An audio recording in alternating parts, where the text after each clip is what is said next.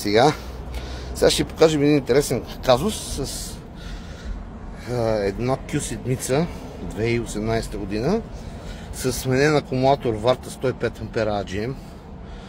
Някой колега преди една година го е сменил и колата не зарежда коректно, т.е. трябва да видим какво се случва. Но другия проблем, ето е колата, е, че колата не е обучена след смяната и зарежда 13 волта и половина. Генераторът държи на тестър, всичко е топ. Сега ще видим какво случва с този акумулатор. Ще го сменим, ще сложим един оборотен, ще преобучим колата. След това ще оставим на клиента да я покара няколко дена да видим какво се случи.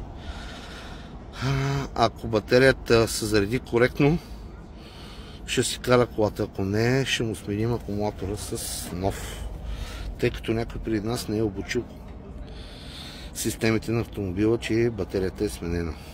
Толкова от нас за сега по този казус.